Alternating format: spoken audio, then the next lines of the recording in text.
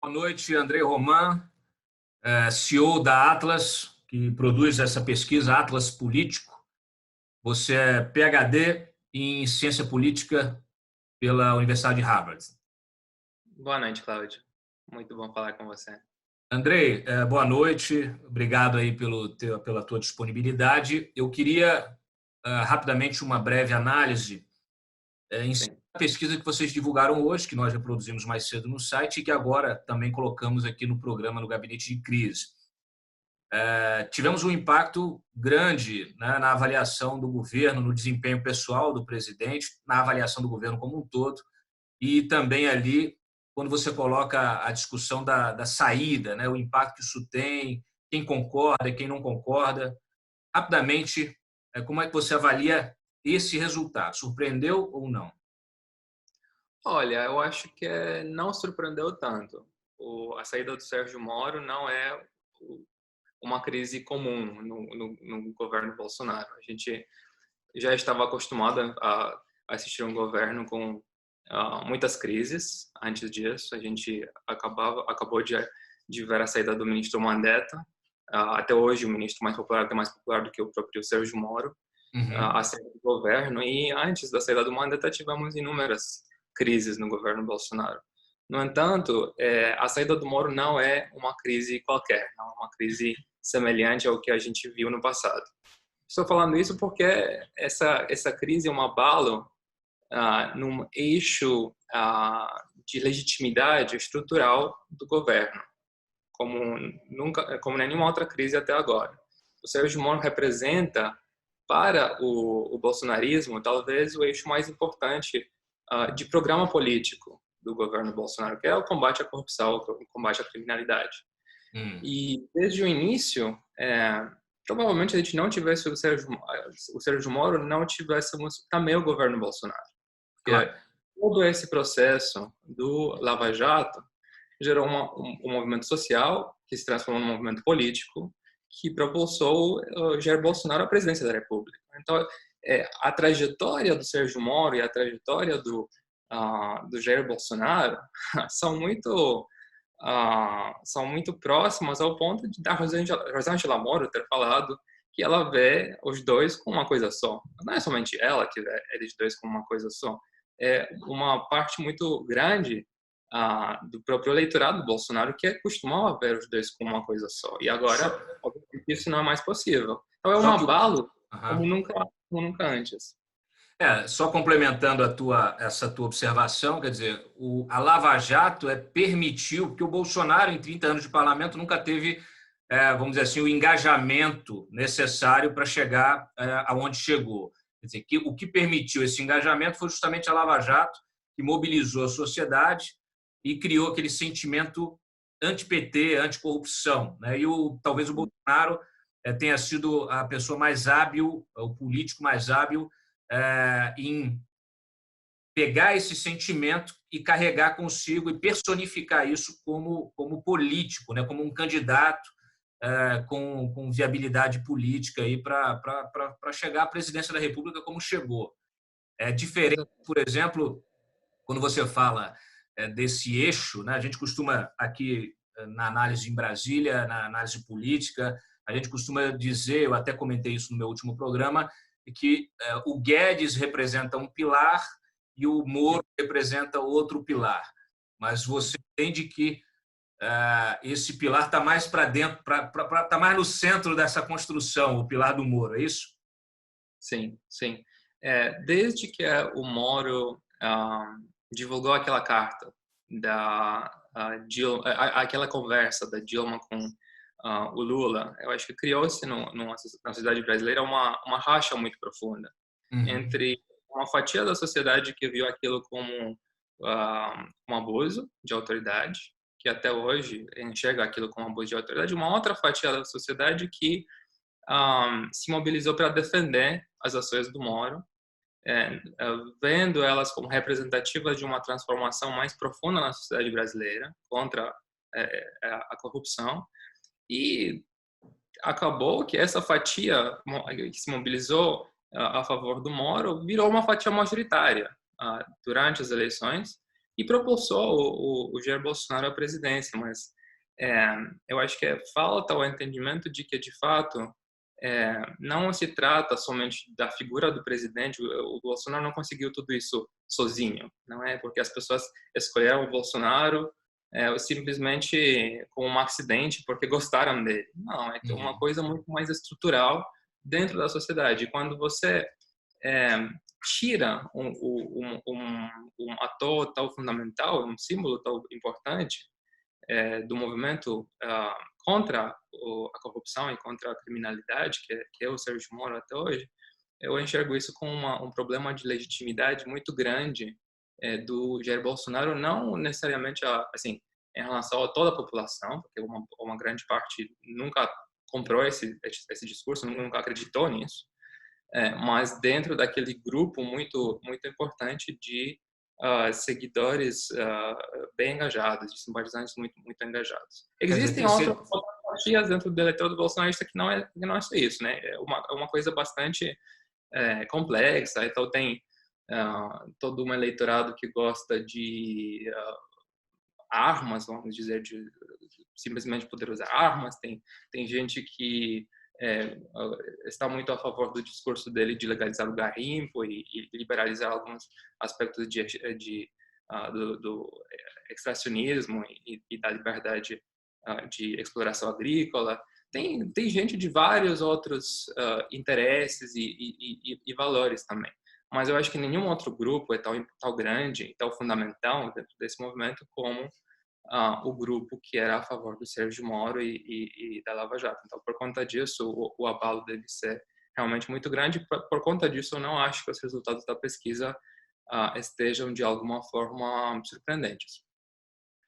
Você fala, inclusive, em crise permanente. Você acha que o governo não vai conseguir se recuperar desse abalo? Você pode ter um governo em crise permanente que sobreviva até 2022, mas a gente vai estar numa crise permanente até 2022 e esse também é um cenário a ser considerado. De alguma maneira, como aconteceu com o Temer, né? Depois do caso lá da JBS, exatamente. Apesar de ter segurado as denúncias no Congresso, ele seguiu até o fim daquele jeito, né? Eu acho que as chances do Bolsonaro são avariado, né? São um pouco mais reduzidas do que as chances do Temer nesse contexto. Primeiro porque as expectativas eram muito diferentes em relação ao Temer. Temer era um presidente de transição e a gente tinha acabado de sair de um impeachment. Agora não. Pelo contrário, agora já tem a experiência de um impeachment, quando apesar de a popularidade de um presidente cai muito, aquele mito do presidencialismo de coalizão que sustentou por tantos anos e anos e anos essas gigantes coligações de sustentação no Congresso, esse mito foi derrubado com a queda da Dilma. Então, o Congresso já aprendeu que, bom, se tiver uma queda de popularidade muito forte do presidente e se não é possível chegar a um consenso em termos do rumo que o país precisa tomar, é possível seguir esse caminho. Então, mas a gente tem duas circunstâncias, não querendo te interromper, Andrei, mas assim, já te interrompendo, a gente tem duas circunstâncias nesse possível impeachment ou dentro dessa crise, né? Inclusive, hoje nós tivemos mais um pedido de impeachment do MBL, que é simbólico em função do histórico da Dilma, né, com a Dilma.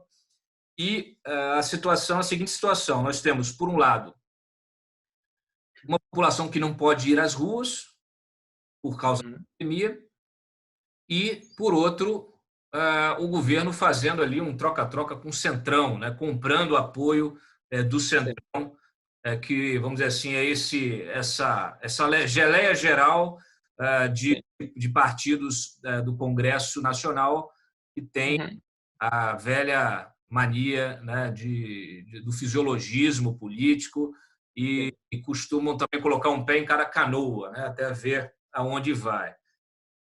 Hoje nós tivemos aí, inclusive, declaração do próprio Rodrigo Maia, né, que ficou em silêncio esses últimos dias desde a sexta-feira, mas ele dizendo que não é o momento de impeachment, que o momento é de se enfrentar a Covid, que de fato é verdade. Quer dizer, você tem um cenário que talvez prolongue essa sangria do governo Bolsonaro, não? Eu acho que é exatamente isso. E você marcou dois pontos muito importantes. Talvez agora não seja o Teu momento. som baixou um pouquinho. Ok. Talvez agora não seja o momento, mas a gente não sabe se daqui a um mês não será o momento, daqui a 2 meses não será o momento. E muita coisa ainda pode acontecer no futuro, em termos do desgaste que o governo pode sofrer em decorrência dos escândalos de corrupção, em decorrência das pesquisas de popularidade, que irão ser bastante significativas pela frente. A gente fez uma pesquisa hoje, mas daqui a pouco vai ser uma pesquisa da Datafolha, daqui a pouco talvez seja uma pesquisa Ibope. E se as pesquisas vão na mesma direção, isso também vai colocar bastante pressão. Tem todo um contexto da pandemia que eu acho que ficou um pouco despercebido nos últimos dias, apesar de uma subida muito forte no número de casos, de novos casos confirmados e de mortes. E aos poucos, eu estava lendo agora uma matéria de que em Manaus não tem mais, não somente não tem coveiros, mas também não tem suficientes espaços para enterrar as pessoas. Então, é uma situação extremamente dramática que o país está enfrentando nesse momento.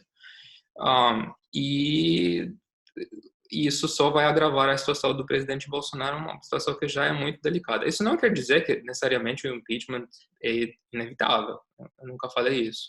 Só falei que em comparação com o contexto histórico de outros impeachments que o Brasil já passou, tem muitos fatores estruturais que já estão lá, estão postos. Então, a chance de eventualmente acontecer é uma chance bastante considerável, uma chance bastante alta, e não acho que deveríamos descontar essa chance por conta de discurso político que, obviamente, vai tentar...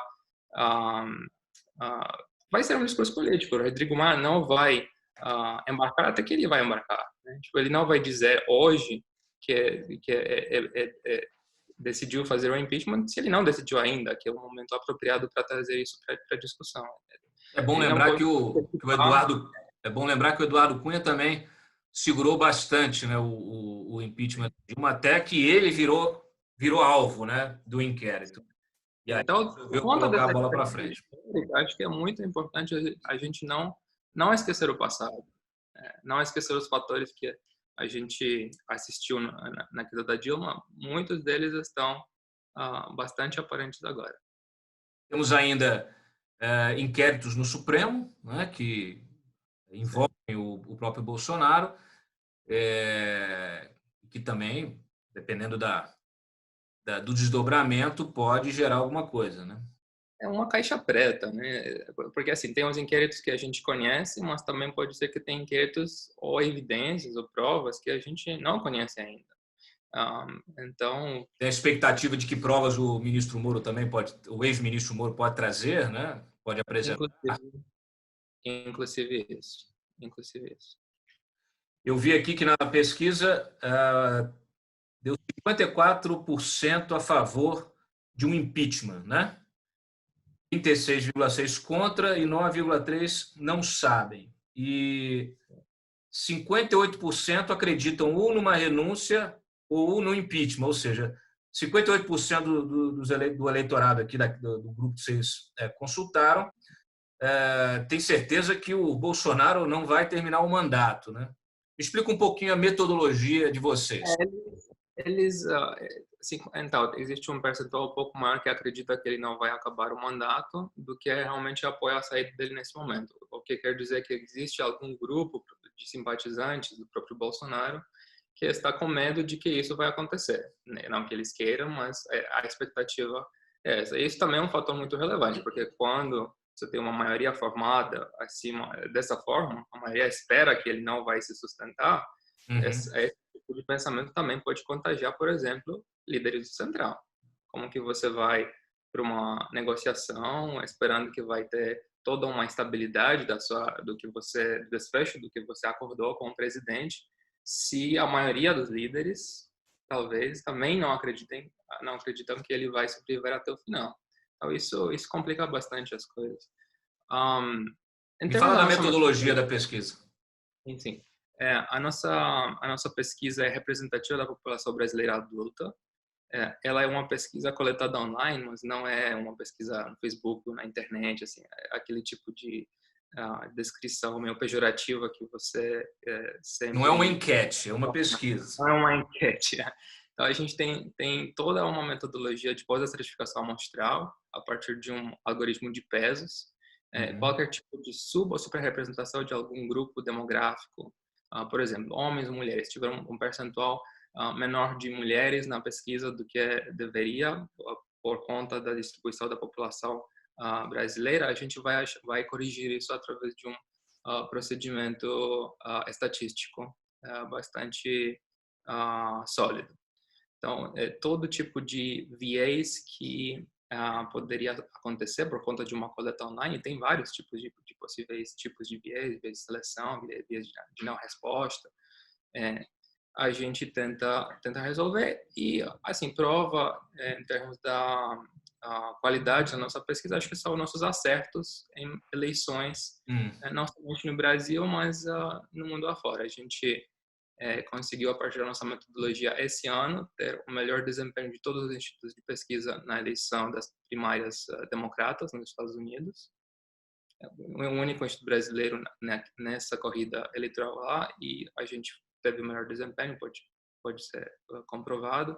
Perfeito. Também tivemos o melhor resultado na previsão das eleições presidenciais na Argentina, tanto nas primárias argentinas quanto também no primeiro turno daquelas eleições. Então, é um acerto que é uma trajetória que você constrói aos poucos, obviamente que tem um descrédito muito grande dos institutos de pesquisa, com todo tipo de metodologia. Mas eu acho que o que interessa é justamente a quantidade de acerto, né? Tem tanto instituto de pesquisa renomado e tradicional que erra, e parece que eles esquecem que erram e continuam tentando fazer o seu trabalho como se nada tivesse acontecido. Deixa eu te perguntar para a gente encerrar, até pela experiência, por essa experiência online, tudo que vocês têm, de Big Data, etc., é o seguinte, você acha que o próprio Bolsonaro ele atribui, né, a sua vitória muito a essa coisa das redes sociais. Tanto é que vem utilizando as redes sociais desde então, sempre com engajamento de conflito, desde o início do governo. Parece que a gente nunca saiu da campanha, né, sempre com essa dinâmica de campanha. A gente percebeu que que houve um movimento, a saída do Moro também teve um impacto nesse engajamento, no tipo, na qualidade desse engajamento. Eu te pergunto, sem as ruas, é possível as redes podem exercer uma pressão suficiente para impulsionar um processo de impeachment? Olha, é uma pergunta muito boa, ao mesmo tempo é uma pergunta complicada, porque tem todo tipo de coisa que acontece nas redes sociais. É um fato que a gente tem muito robô nas redes sociais, Pois é. um fato que a gente tem muito perfil falso, e também outro fato importante é que o perfil das pessoas muito engajadas politicamente nas redes sociais não é o mesmo da perfil geral da população brasileira. A grande maioria dos brasileiros não vai passar dia e noite no Twitter e no Facebook postando coisas contra ou a favor do presidente. Sim. Tudo isso eu acho que complica um pouco as coisas, mas é importante destacar que sempre o movimento do Bolsonaro se autovalidou a partir dessa fortaleza nas redes sociais. Sempre houve uma grande hegemonia. Não é por à toa que Bolsonaro tem muito mais seguidores e com um engajamento muito superior ao Lula, por exemplo. Então, essas duas coisas, o fato dele ter conseguido ganhar a eleição e a fortaleza nas redes sociais são correlacionadas, fortemente correlacionadas. Então, se ele for perder essa hegemonia, eu acho que servirá de sinal, pelo menos de indagação, para gente que ainda gosta bastante dele. Você está acostumado todo dia a entrar no seu perfil, postar alguma coisa a favor do Bolsonaro e vai que todo mundo está postando a favor. Sendo que agora você vai lá tentar postar alguma coisa a favor e tem um monte de crítica. E esse tipo de contraditório né? Muda o comportamento também das pessoas, né? Ele pode mudar o comportamento, ou ele pode mudar o entendimento das pessoas. Eu vi um vídeo de uma mulher que tinha sido gravada naquele vídeo dos robôs do Bolsonaro. Ela falava que ela era robô do Bolsonaro, que postou um desabafo, né, contra o Bolsonaro. Achei aquilo bastante bastante forte, significativo. né? Porque, Teve muita gente que realmente ficou decepcionada e que ficou impactada. Eu vejo os comentários dos meus vídeos aqui dos programas e do programa de sexta-feira. Quando você analisa os comentários, você vê realmente as pessoas assim de luto, né? Quer dizer, é aquele não é o lavajatista, né? Mas era aquele eleitor anti-PT que se engajou no movimento do Bolsonaro e quando vê essa cisão ele se decepciona profundamente, né, porque ele acreditava que era uma coisa só, como a própria Rosângela Moro disse, né, você lembrou bem ainda há pouco. Então, apesar de ter essa interseção, quando essa interseção se rompe, né, quando há esse esgarçamento, obviamente que há uma debandada. Bom, André Roman, muito obrigado pela tua grande prazer, um grande prazer, Cláudio. Voltaremos a conversar em outros momentos. E, mais uma vez, você que é PhD em Ciência Política e CEO da Atlas, que produz essa pesquisa, o Atlas Político, né? Então, muito obrigado aí mais uma vez e a gente se fala na próxima. Até mais, Cláudio. Boa noite. Até logo.